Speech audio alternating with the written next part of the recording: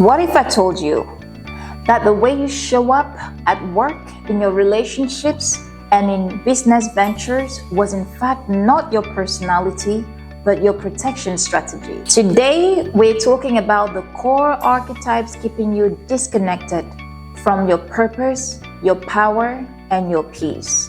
Stay tuned.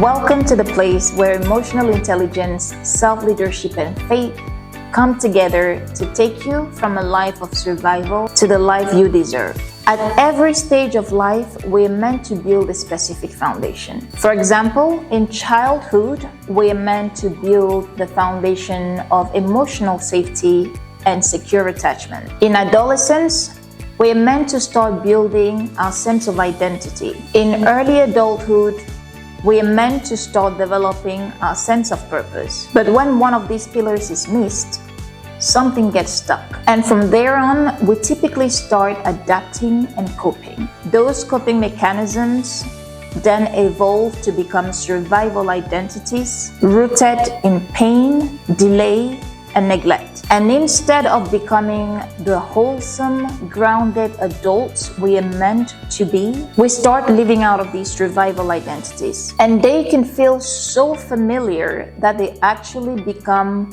our primary form of identification. Or let's say they become our first nature. But secretly, they are actually the imposter. Let's talk about some of the archetypes that are running the show of our adult decisions and our adult relationships.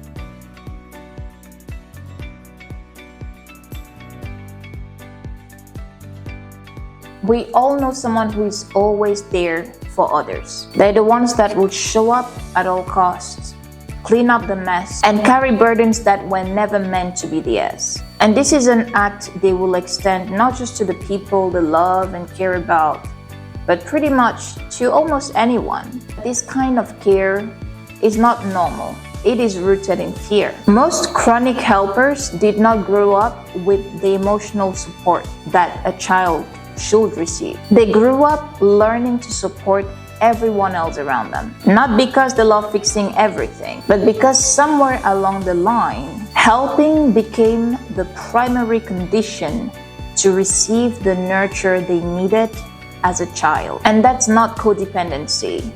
That's conditioning. In adult life, they become hyper-independent individuals who give until there is nothing left. But what people don't see is the resentment that builds up gradually. It's the quiet grief of never being held in the way that they hold others. If I were to think of a public figure or biblical character that will fit this archetype, I would think of someone like Martha. She's a capable caretaker.